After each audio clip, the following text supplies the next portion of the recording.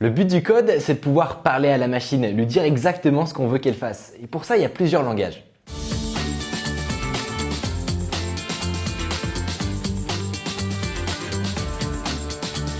La machine, elle, en réalité, elle ne comprend qu'un seul langage. C'est le langage binaire. Il est fait de 0 et de 1. Par exemple, ça, une machine peut le comprendre, alors que pour un humain, c'est beaucoup plus difficile et c'est pas pratique du tout.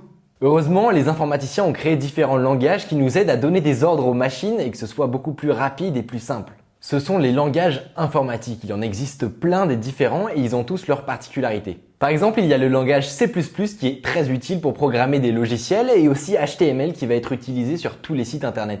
Mais tu veux peut-être voir à quoi ressemble le C++. Ben voilà un petit exemple. Ce bout de code que tu viens de voir, il va ouvrir une fenêtre avec marqué bonjour. Dans le code, on voit bien le bonjour et le reste des symboles et du texte qu'on a écrit, c'est ça qui va permettre à l'ordinateur d'afficher la fenêtre. Comme tu peux le voir, ça ressemble pas du tout à du français, c'est pour ça qu'un langage informatique, ça s'apprend. Mais il y a une autre chose très importante à comprendre dans le langage informatique. On ne parle pas à un ordinateur comme on parle à une personne. Parce qu'un ordinateur, c'est vraiment très bête, il faut absolument tout lui dire, sinon il risque de te répondre comme ça.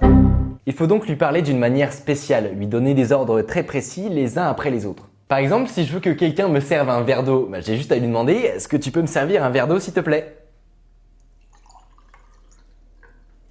Mais si je veux coder un robot pour qu'il fasse exactement la même chose, je vais devoir lui dire d'approcher sa main, de saisir la bouteille, de lever la bouteille, de verser l'eau, et sans oublier de lui dire de s'arrêter. Donc quand on code, il faut penser d'abord à ce que l'on veut faire et le diviser en plein de petites actions différentes. Une fois que c'est fait, on va pouvoir écrire plein de petits ordres en code les uns après les autres que la machine va lire comme nous on lit une recette de cuisine. Cette suite d'ordres qu'on donne à la machine, on appelle ça un algorithme. Si on le fait correctement, on peut coder absolument ce que l'on veut, une machine qui sert de l'eau ou même un jeu vidéo. C'est d'ailleurs ce que je te propose de faire dans les prochaines vidéos, coder ton propre jeu. Si tu comprends mieux ce que c'est qu'un langage informatique, tu es peut-être déjà prêt à coder. Et ça tombe bien, j'ai fait des tutoriels pour t'apprendre comment faire.